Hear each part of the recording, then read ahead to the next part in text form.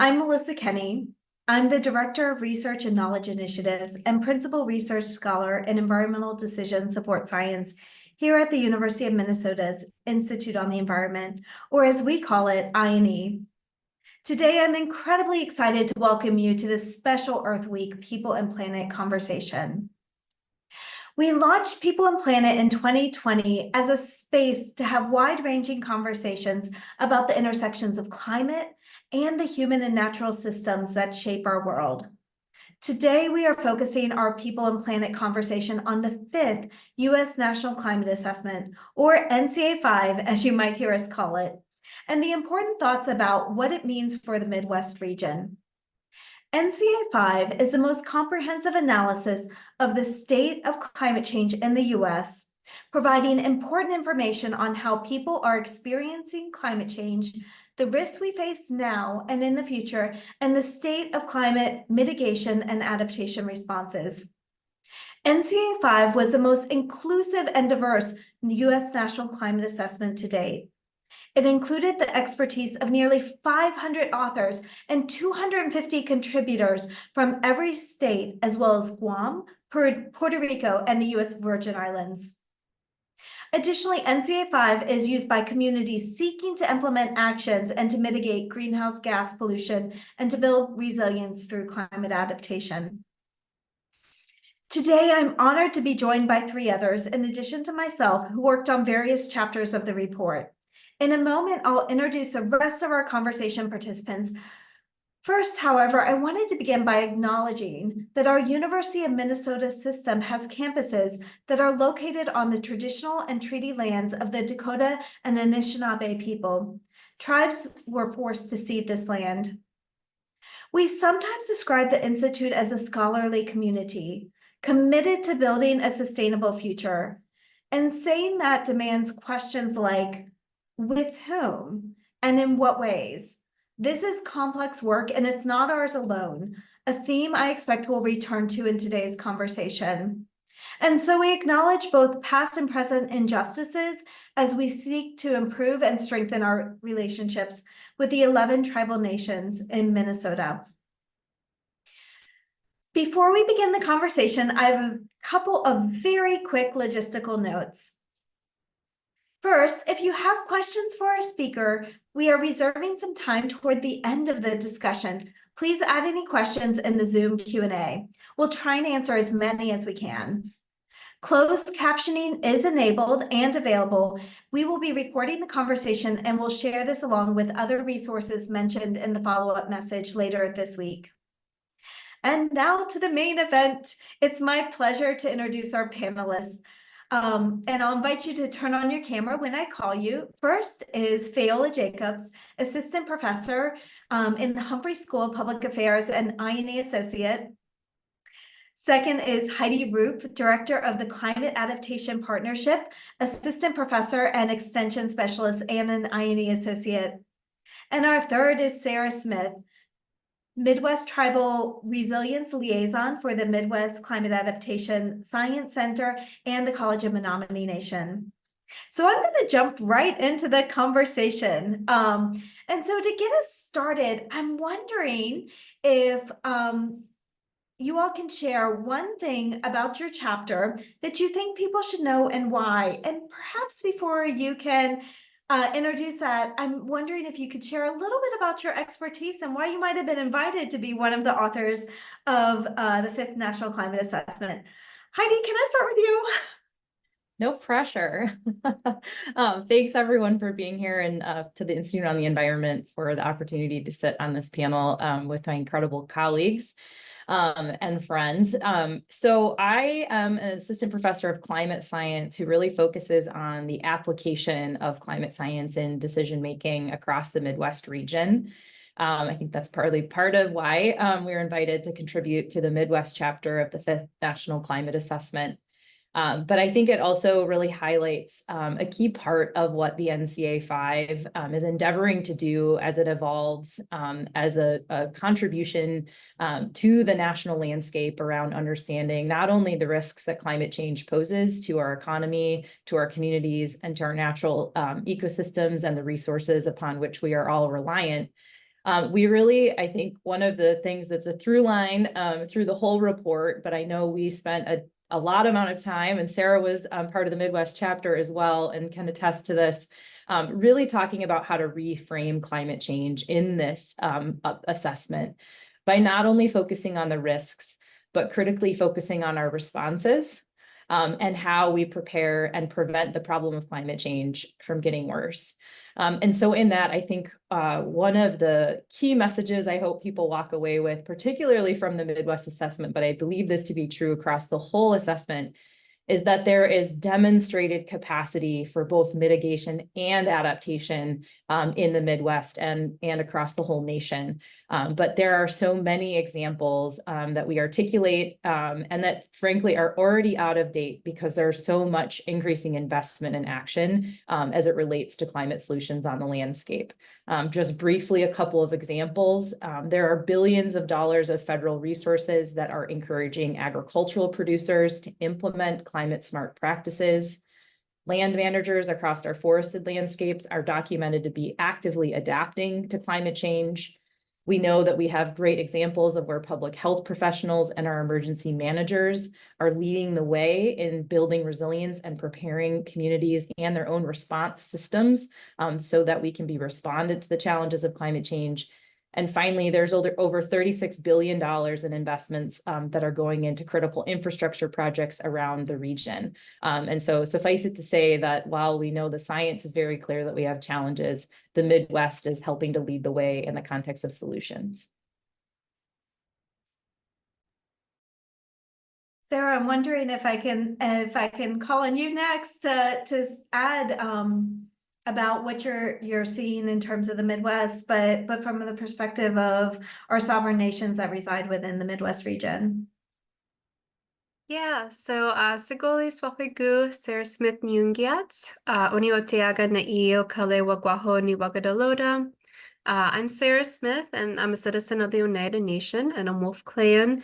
And I was invited to join the Midwest chapter, which I was really honored to be part of. I feel like our team was a great team of people who came together to write this, and it was hard to capture everything. You know, the Midwest is a big region, and that includes our Great Lakes too, and all of our tribal nations. So we have 35 federally recognized tribes in our region.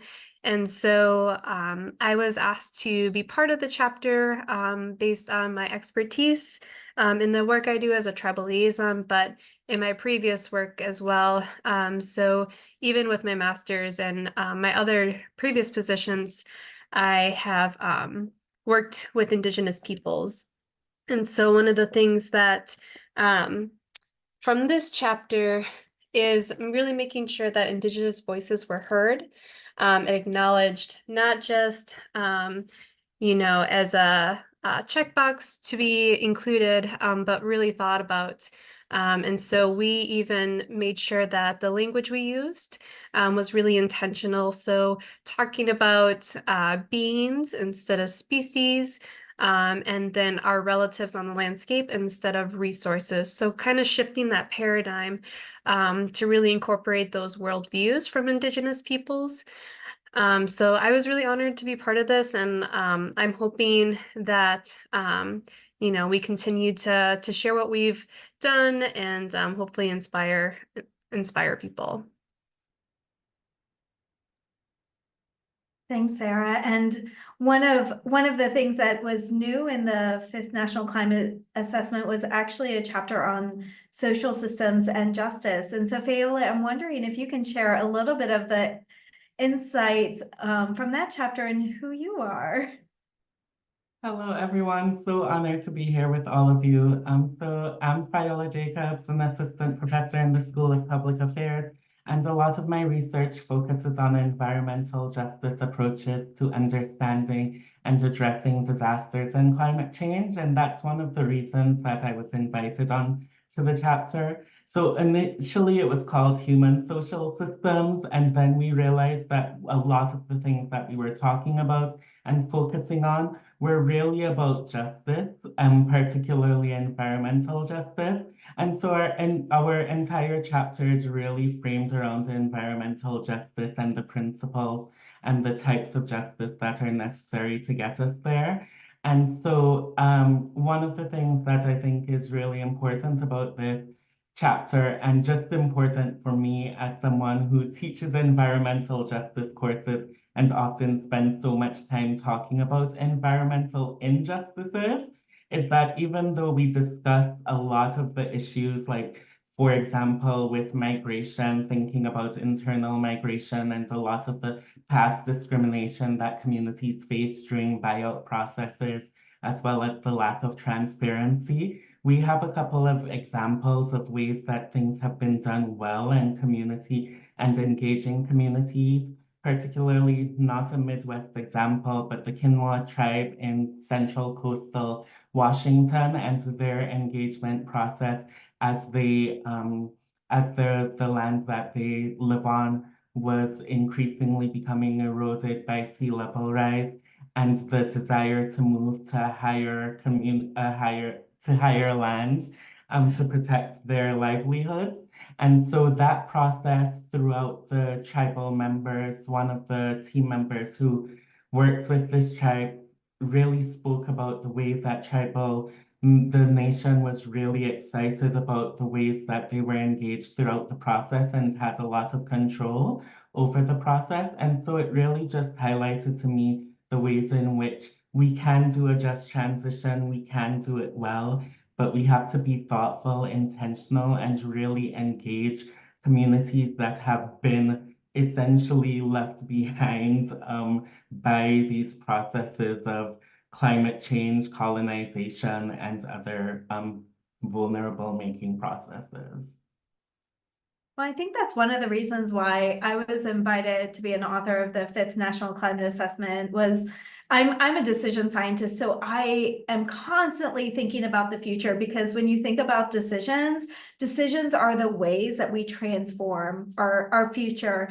And so adaptation actions, which I know is a little bit jargony, but it really refers to actions that we are taking in our communities, in our businesses, in our government, and in our life to adapt to the impacts and risks that we are facing now or that we expect to face in the future. And so adaptation is actually one of the ways that we transform the choices and make deliberate decisions about how we face climate change. And so one of the things that really was inspiring, having been part of previous national climate assessments, I was an author of the 3rd National Climate Assessment, was in this 5th National Climate Assessment, a decade ago, we were just starting to see evidence of documented climate adaptation actions that were happening on the landscape in different states. But if you look at the map now, across every single state and territory, we have examples of adaptation actions that are occurring now of communities and businesses and governments and organizations taking control and taking action and proactively thinking about the future that they want to see and using adaptation as a mechanism for managing and shaping the future that they want. Which kind of gives maybe a transition into the next question, which is, you know, in any of these reports, when you think about 500 authors and over 30 chapters, that's a lot of information to distill. And each report, there's a lot of things that might be a bit similar, but there's things that are different. And I'm wondering, in this 5th National Climate Assessment, what you see in the report that's different. Like, what are you seeing in the report? And Fayola, I'm wondering if I can turn first to you, because you were part of the newest chapter of the 5th National Climate Assessment, and so you might have a unique perspective on this. I mean, so yes, not like, I love that we are not burying the lead. And the thing that I most see in the report is that this chapter exists now. The social systems and justice chapter exists. So often when I tell people I do work on climate change, the questions immediately turn to the biophysical processes of climate change. And I really think about climate change as a social process. It is biophysical, but it's also about people. And it's about who and what are driving emissions, why, and who's vulnerable, and where and who do we look to for solutions. And so all of these things are things that social scientists study. And so there were such a range of social scientists on this chapter. And we need to be key in understanding not only the root causes of vulnerability to climate change, but also really trying to figure out how to move forward in more just and equitable ways. And so the fact that NCA was acknowledging this and really incorporating and thinking about this when they were planning this report is one of the most hopeful things for me. So that's what I see most.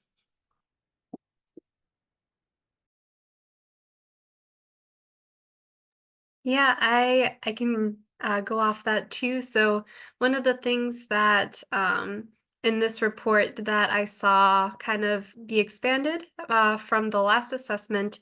So in the last assessment, there was the Indigenous Peoples and Tribes chapter. That chapter still exists in this report too, but they were really trying to make sure there were Indigenous authors across the chapters as well. Which I really appreciated seeing because we are in all, different parts and different sectors and not just being siloed into one chapter. So I was really happy to see that in this report. And I guess another thing too, I know you said just one thing, but the other thing that I got really excited about with this report is that there's the art component as well. So for those who might not know, on the NCAA 5 website, there's a whole art component. And part of my background is in creative writing and things like that. So it was amazing to see that because I think a lot of times we leave out that aspect, and that can be a big part of the work we do and how we tell stories and like disseminate the knowledge to other people. So those were two things that I saw in this report that I was really excited about. Sara, you stole mine. That's okay because there's so many great things in the report that I think this is maybe just building on that. I think when I think broadly about climate change and the role of an assessment, completely agree with the other panelists in that we often describe climate change as a wicked problem. And there are a lot of very literal dimensions to what a wicked problem is. It's a very academic thing that we could spend this entire webinar talking about. But one of the aspects of wicked problems is that there's no end to the number of possible solutions. And I feel like the assessment this time, in part because of more intentional and thoughtful inclusion of different perspectives, of moving beyond the sort of biophysical processes to meaningfully think about and dedicate time and space and assessment review time to pulling together literature and understanding, and also what we don't know and what we need to learn between now and the next assessment process. I just think that again, I'm sort of broken record here, but that focus on solutions, but presenting information in such a way through art, through the inclusion of new chapters, through being more intentional about author team composition and perspectives and how stories were called out.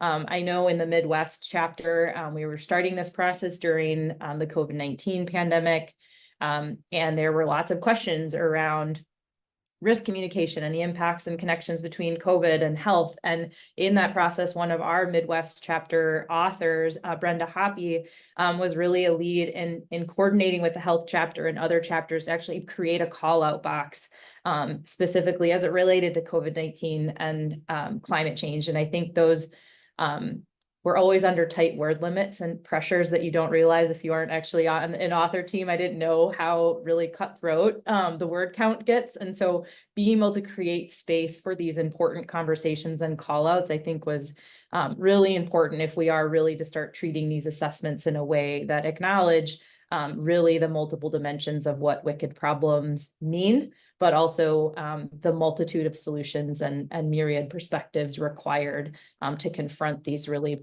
big challenges that extend well beyond biophysical.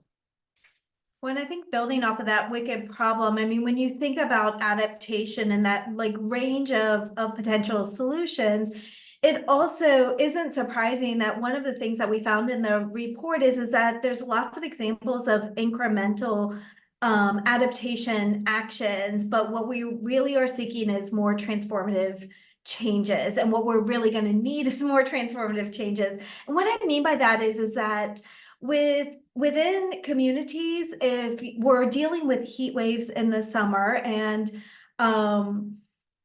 what we see is examples in lots of different cities about how they're setting up cooling stations or setting up campaigns and ways of informing people within those communities that there might be high heat days and ways to manage for the risks, both health and otherwise, of those high heat days. But what we might need to be thinking about is how are we really redesigning our communities, knowing that we're likely to have more extreme heat in the summer? Like, how are we really thinking about that transformation in terms of like our building materials, like bringing in natural vegetation that helps to create a cooling effect? And how are we creating mechanisms that where we have communities supporting each other and identifying people who might be at risk for heat stress, and proactively reaching out and creating those solutions so that if there's high heat days and we've designed communities to manage for it, that we still have mechanisms for people who don't have air conditioning or have energy access challenges, that they have accessibility to places where they were going to be in safe conditions. And so I think adaptation and sort of transformative adaptation is one of the areas of opportunity that I'll be really curious, because the assessment is we're not prescriptive of solutions, we're assessing what's happening. I'm going to be really curious about how we're choosing to transform in this upcoming couple of years until the next assessment, especially with things like the infrastructure bill and IRA.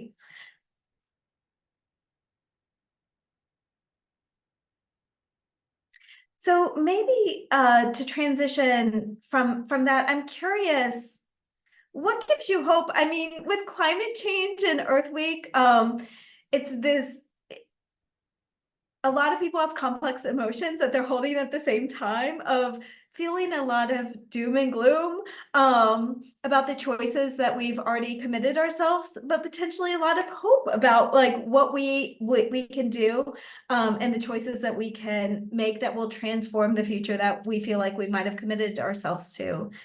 After doing participating in the National Climate Assessment, Sara, I'm curious, what gives you hope? Yeah, you're right, Melissa. There's a lot of mixed emotions working in the climate realm. There's a lot of grief and like this scariness about the unknown, about what's going to happen. But what really gives me hope is seeing implementation work happen on the ground, especially in tribal communities. And with that work, you know, a lot of times we're seeing these changes on the ground in our communities. We might not be calling it climate change, but we know this is happening. And so the work that's being done, these projects that, you know, I'm helping with, or with assessments and plans, that implementation part about action and adapting and becoming more resilient really gives me hope, because it shows that, you know, we're thinking, you know, like we always have with 7 generations on our mind, about how we want this planet to be for those in the future. And so that really gives me hope that I see a lot of good work being done already. And hopefully that can inspire other communities to jump on board as well.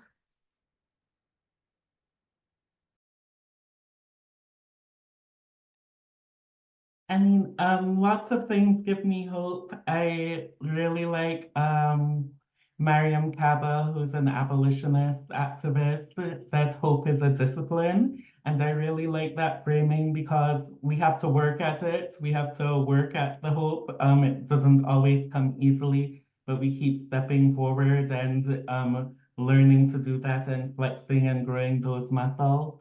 And so one of the things that gave me hope working on the NCA 5 particular was the fact that there was so much engagement in our chats with our chapter. So we got reached out to by a lot of other chapter authors being like, hey, and I mean this is part of the word limit 2 thing. Hey, like we really want to talk about this, but we don't have the space. Is there any chance that your chapter is referencing migration?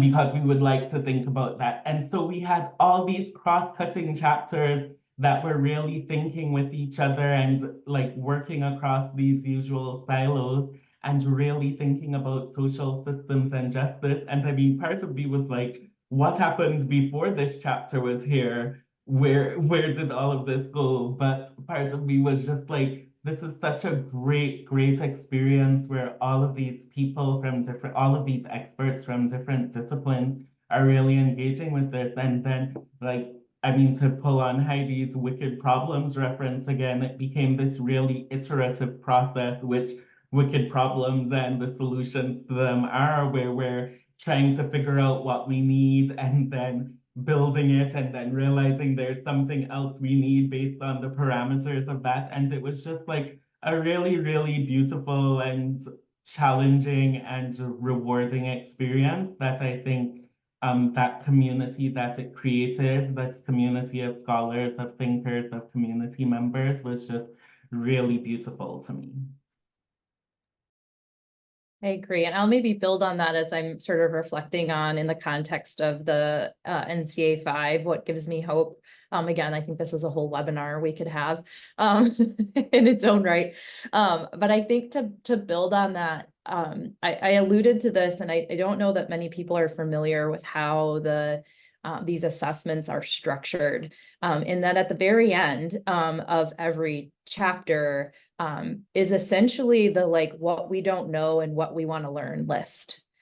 And I think that's so important because as we talk about these wicked problems, as we talk about the abundance and what isn't present, right, we're assessing. The process of this is a stock take of what we know, what we can say and assign likelihoods and confidences to as it relates to the problem of climate change to the United States. And then we get to have really critical discussions with our peers and colleagues around what we don't know and what we need to learn. And there's sort of a roadmap to more interdisciplinary collaboration embedded in the NCA 5. And I think I see a lot of hope there because as the assessment itself has evolved, really tackling this idea of a wicked problem and thinking about the interconnected nature, not just across regions, but across impacts and communities and solutions. There are so many conversations that are happening and emergent amongst the author team and more, right? Who else do we need to be part of this process? Whose voices need to be incorporated in NCA 6, right?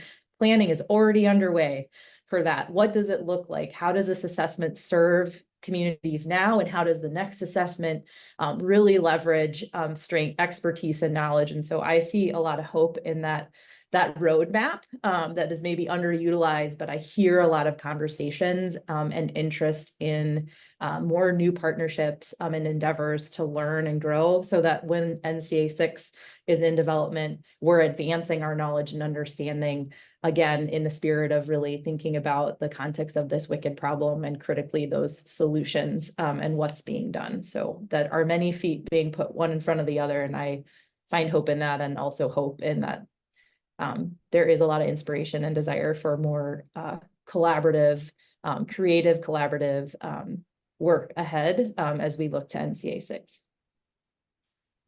Yeah, and when I was reflecting on this, I mean, the state of adaptation gives me hope because what we're seeing is incredibly strong, tangible progress over the past decade that we expect will increase. And one of the things that folks have pointed out to me is that when you look at the map of adaptation plans and state adaptation plans at Minnesota, it looks like there's not a state adaptation plan. And that's because when we had to, there's a particular cutoff for what information can be included in this report versus the next report.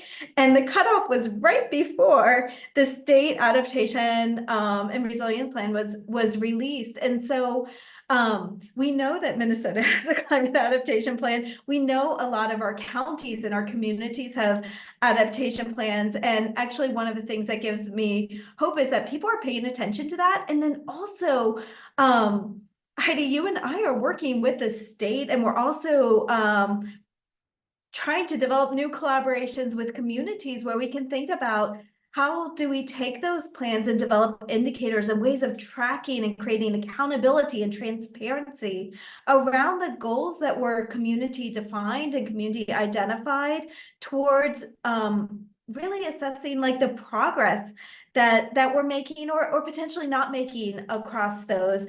And I think as we think about taking state level actions and then paring that down to the communities, one thing that really gives me hope is people's desire to work together and to collaborate instead of doing things that are towards cross purposes. And I think the work we've done on indicators is one example of that, where part of what we're hearing is we know we have some of the same goals.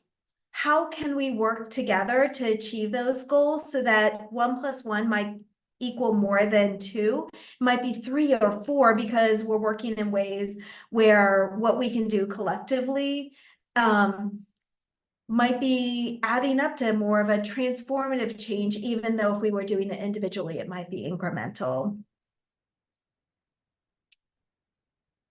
And so at this point, maybe what I can do is I can turn to a couple of questions that came both before the People and Planet series started, but also that have been coming in because it seems like there's a lot of interest in this topic. And the first question that we're getting is related to like local action and what happens in my own backyard, what I can do about it. So the question is what can I, or how can communities that I'm part of prepare for the changing climate and be resilient in the face of the climate changes that we know are going to happen and that we might expect in the future?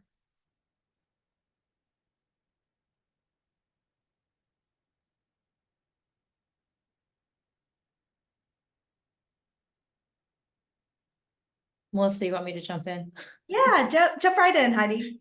I'm on my wicked problem bandwagon, and I think that's one of the great things, right, is that there are no one size fits all solutions to climate change when we really get down to that meaningful community level around what works for whom and why, and how do we do effective transformative adaptation that's responding to the challenges that exist in communities today, not just those that are anticipated down the road, right? We use climate change as an opportunity to multi-solve.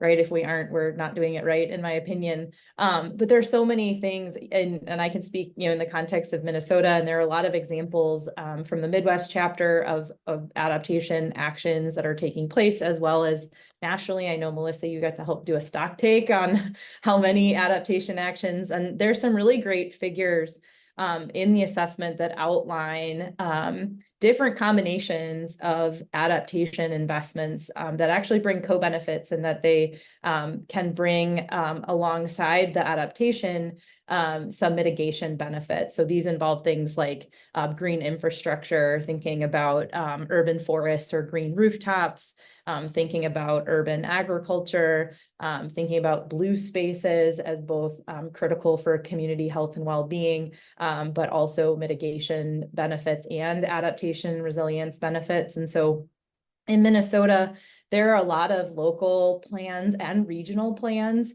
And the state of Minnesota is asking that every community by 2030 have a plan for climate action. And there are many of those plans already underway being implemented. And so I think one of the great things is that there are a lot of communities like the city of Morris, communities across West Central Minnesota, communities within the metro area, think about Duluth and across St. Louis County and beyond, our partners across the 1854 Treaty Authority area who've been implementing an adaptation plan since 2016.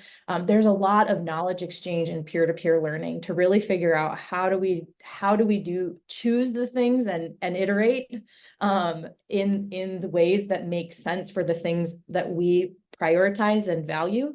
and want to build adaptive capacity for. And so there are a multitude of examples, and there's so many. We're fortunate to have lots of those local plans that are articulating a whole range of combinations of mitigation and adaptation actions. So it's very unique, which I think is one of the coolest opportunities we have with climate adaptation, is to work in and with community to make sure we understand we're doing what makes most sense. Well, maybe a follow-up to that is that we're getting a question because we've kind of jumped in, but we haven't actually described some of the climate change impacts that we already know are happening in the Midwest. So I'm wondering if we could talk a little bit about what we found in the report related to rising temperatures, changes in season, including loss of winter, drought, extreme precipitation, and the like, and what are we adapting to, and why are we trying to mitigate greenhouse gases? Yeah, I'll touch on the loss of winter part, just because I feel like for those of us who are in the Midwest, we definitely saw that this year. And so that's one of the biggest things I've been hearing lately. So this winter, if you're not from the Midwest area, we rarely had snow this year. It was very odd. And the snow that we did have pretty much got dumped in, 1, 2, maybe 3 events throughout our entire winter. And that has a real impact on the beans on the landscape, helping control, things like ticks. And also it impacts, what we're able to do out there. So there's a great figure in our chapter about loss of winter, specifically on like inland lakes, and what that can cause in the communities. So it could be loss of things like ice fishing. That's a big one, especially around where I live. Ceremonies, just recreational activities, things like that. This year too, people were tapping sugar maples in February, which is just mind-boggling. There were flowers popping up at the end of January. This is something, we're not used to. And I'm hoping, that this winter, for those who may be unsure about climate change, this really kind of opened their eyes. So that's one of the big things right now that a lot of tribal communities are talking about, is this winter drought that we're having, because that also impacts our waters and our recharge, and so many things are tied to winter. And it was a little disheartening to hear people be happy about no winter this year because they didn't have to shovel or things like that. But that means people are noticing. So hopefully, that will tie into maybe actions to help us adapt. But that's going to be, I think, one of the biggest changes we see up here is this loss of winter.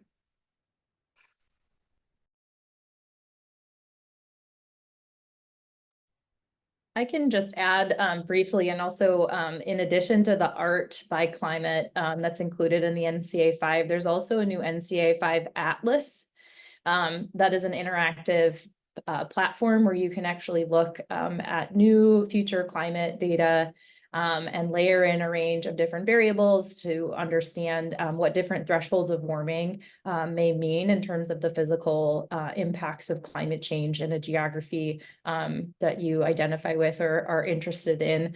So also invite people to look to those resources to dig in. I think when I work with communities and decision leaders and talk about many of the challenges of climate change and what we're experiencing and what we expect, I think one of the things that I like to communicate is the challenge that we have to hold 2 truths simultaneously. And that is that we have to prepare for it to be wetter at the same time that we prepare for it to be drier. And we are already moving between those states of extremes more frequently and more quickly across the Midwest region. And so it's sort of being prepared for everything, which often feels impossible. And so when we think about scenario planning, it really becomes thinking about when are we going to be likely managing for those extremes to change. So wetter springtime conditions, drier summertime conditions, and again, moving between those conditions more frequently. You can throw a rock and hit a year where communities have had to grapple with flood and then rapidly are moving into some state of drought, whether that's agricultural drought or ecological drought. And then it's again wet, and sort of it's this whiplash, this weather whiplash that becomes a real challenge, and it is already becoming emergent in our observed climate data. And so we expect that to sort of be amplified in the future. And for folks who are tuning in from Minnesota, we are launching in mid-May a new Minnesota-focused future climate data tool called MinClimate, a climate mapping and analysis tool that shows future climate risks that we've co-produced with farmers and state agency staff and foresters to actually help understand variables of high interest, including things like changing lake surface temperature. So there are lots of federal products and increasingly local data products and tools and trainings and resources to help contextualize future risks in the context of decisions and management actions. Well, and that's a great example of something that we bring up in the adaptation chapter. So one of the things that we highlight as a key message is that it's really critical to have data and tools and information, but those kinds of, we call it climate services, like information that helps to people to understand and then make decisions given the climate that we're expecting or that we're experiencing. Those tools are most effective when they are done in collaboration between scientists and people with expertise in lots of different domains. And so Heidi gave a great example of a really effective design of a climate tool, and also that there's a continuing process that as we continue to engage with people in the state, that we're able to refine these tools and provide them in ways that are meaningful as people are trying to make decisions and need a certain kind of information customized. And one of the things that we also know is that those data and tools have been more accessible to certain groups of people and certain sectors than others. And so when I think about the climate change impacts that people will face in the Midwest, it gets me thinking, Fayola, about climate justice and what that means in terms of social systems. And so I didn't know if you had an example or an insight that you were willing to share from your chapter about how, when people are facing these different complex climate impacts and sometimes coming at a speed and scale that they've never experienced, that how they are adjusting and adapting in the face of those impacts. I'm not thinking necessarily about the chapter with it, but about some of the communities that I work with here. I mean, just as Heidi says, the importance of like getting at those solutions that are hitting a few different problems at the same time. And so different things like one of the communities that I'm working with is thinking a lot about pollinator gardens. And so really thinking about native vegetation and really, which is going to be a problem as we experience droughts throughout the Midwest, and really thinking about what kind of drought adaptive vegetation can we use, as well as, saving money on water, on watering these lawns that are really not native and really not good for the biodiversity of the place. And so really thinking about these small scale solutions that can be scaled up. And they're really also trying to think through the $2 billion that's coming from the Inflation Reduction Act, and thinking about communities are like, it's going to change about 150 communities with these $20 million grants, right? And so there are a few communities that are going to have access to this money that they haven't had access to before. And so really thinking about scaling up small solutions, but transformative solutions, it's a big, big task, but it's something that communities are really, really excited about. And I'm looking forward to seeing what Minnesotan communities and Midwest communities come up with, because these are going to be like really great examples for thinking through environmental and climate justice that we'll have coming online in the next 3 to 5 years. Well, and I really appreciate you bringing up that point, because when we think about adaptation and transformative solutions, you know, a lot of times we're making adaptation choices within structures that have really solidified choices that have led to incredibly unjust actions with and structures within our communities. When you think about transformative adaptation, it is an opportunity to completely re-envision the future that we want, and including restructuring communities in ways that can dismantle and reconstruct our communities into more just societies. And so I mean, for me, like when I think about hope, like that's the one thing that really gives me a lot of hope is that if we do adaptation in really thoughtful, mindful ways, we have the ability to really disentangle things that have been long-standing injustices within society and in a thoughtful, meaningful way that is forward-looking. And do you see that so much with our young people, like the Yes. young people, like I look at the University of Minnesota Students for Climate Justice and the way that they're grappling with, there's no single issue. There are multiple issues, right? And so Yeah. they're thinking about climate change, they're thinking about Palestine, they're thinking about the destruction of I-94. They're thinking about all of these things in conjunction with each other and really thinking about transformative ways to move us forward, and not just move some of us forward, but move all of us forward, you know? And I'm just really like young people, of which I'm sadly no longer a group part of that group. Like when I look at them, like there's so much energy and there's so much movement, and I'm so excited.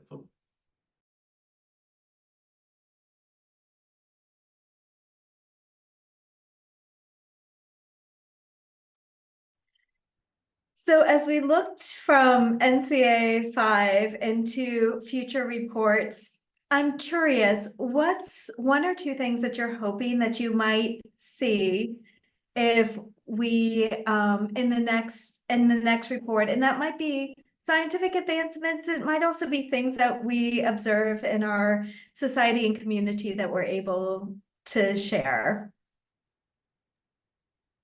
I mean, one thing I'm looking forward to is being able to build on some of the work, some of the conversations that we were having.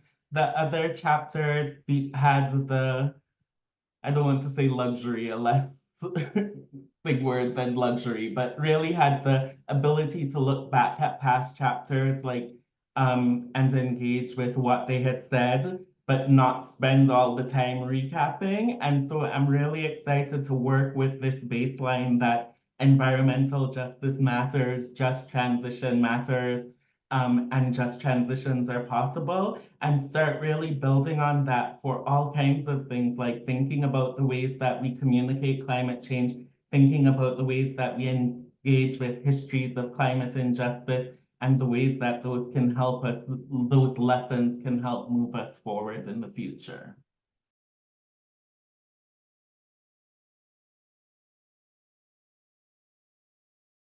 I'll just give a quick nod to one of the questions or comments that came in just around the continued conversation of how, if and how education as a chapter or component is integrated into a future assessment.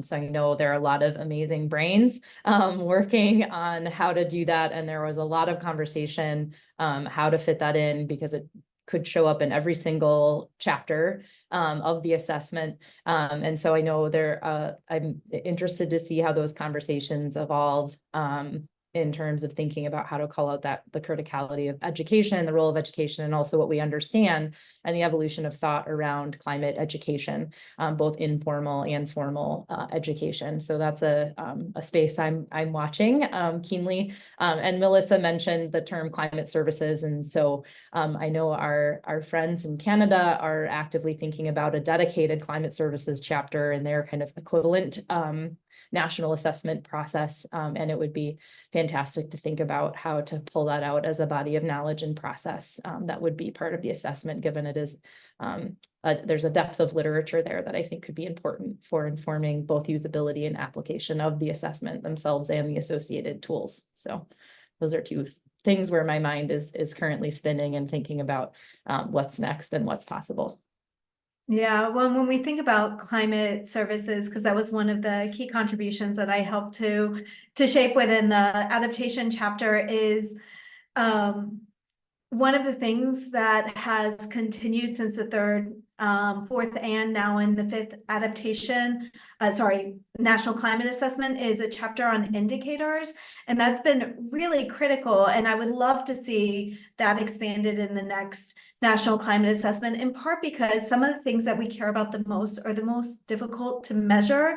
And if we're not developing ways of measuring and then sharing out that information, it's really hard to understand the changes that have happened over longer periods of time, and being able to describe that change and things where it's difficult, it matters, because the change is happening so rapidly, and that data also underpins like a lot of the decisions that we're making. And so being able to have more than just singular case study information and being able to do more systematic tracking, I think, is something I'm particularly excited for. And the other thing I would be just thrilled about is an ability to include even more case studies of solution and action related to adaptation and what's happening on the ground. One of the things that we're limited by in something like the National Climate Assessment is we need information that is published in certain forms because of the federal requirements about what kind of information counts and can be included as part of these assessments. And one pain point we ran into is we know from experience working in places in these communities that there's a lot happening and a lot that we can't share because it's not documented in certain ways. So being able to capture these case studies and being able to share what's working, as well as things that we tried that aren't working so well, I think will be a game changer as we're really trying to expand and deploy a significantly larger amount of resources towards different adaptation or adaptation and mitigation options in the future. Yeah, and I think that touches on one of the questions in the chat is, what hasn't been included in the report. I mean, with all of us authors and the amount of information we could have included, the report would have been thousands of pages long. And we had to do a lot of editing. And so I hope for the next NCA, maybe we could expand more with the Great Lakes and having maybe a chapter specific to that, because being part of the Midwest, the Great Lakes are a big part of, who we are. And our, chapters are limited in the space we have. So having a specific chapter for the Great Lakes, I think, would be really amazing to have and can expand a lot more than we could currently. Well, and that kind of brings us to maybe one last word that I'll give everyone is, this has been a really wide-ranging conversation. I'm really feeling energized, and with so much information, I wanted to give everyone an opportunity to share the but really one thing that they hope people in the Midwest and people joining us here for this People and Planet series take away with them from this conversation and from the report. I'll open up to anyone who wants to start. I could start. I guess one thing that I hope people take away from this is that, individual actions do matter. And I think being able to share that with those around you and getting them aware is really important, because then you can start bringing that to a community level, and getting a lot of that action, done on the landscape, and within the community. So I think, giving people hope that there is stuff we can do as individuals and building up our communities to be strong and resilient. And build on Sara quickly. One of the key messages for the assessment as a whole was quite simple, and it read, every increment of warming matters. Every action matters. And I think what I would add to that is that everyone listening today and that may be listening to this recording is exactly who we need to be part of climate solutions. You are exactly who we are to really take that every increment of warming and every action mattering. You matter, and what you bring to this space matters. And we need all of you doing what you can and what you're good at, because that's how we will make progress. And that's how we will transform, as Melissa has indicated in her remarks. And I really do believe that. And so I guess mine was a little bit opposite in some ways to those messages, which I definitely do agree with, but we can hold two truths at once. And that's like systems matter. Like we have created systems that have disenfranchised and put certain populations in a place of being very, very vulnerable to climate change. And it is not enough for us to just think about what we can do individually, but we need to work together, as Sara said, and we need to move forward with us all. And in order to do that, we have to acknowledge the histories that have gotten us to this place, and we have to make systemic changes to these systems of inequity that are really, really keeping us back. It's keeping us all back. One, and I would say is we have the opportunity to change that. Adaptation and transformative adaptation is a mechanism for transforming into the future that we wish. It's a mechanism for writing and transforming our communities so that they are no longer unjust. And as we have financial resources and as we have opportunities, there is a huge opportunity to think about the plans and to envision the future that we want and to take the actions that will help to transform us to those places, because we don't have to accept climate change as an inevitability. We can take individual actions to mitigate our own greenhouse gases. We can take individual actions to make ourselves more resilient in the face of community, and we can participate in conversations and in actions that will fundamentally lead to changes in our communities, organizations, governments, and businesses that will transform the way that we are adapting and mitigating. And that gives me a lot of hope, because I think that even though it's going to be hard, we're all up for the challenge if we work together, because we're stronger together.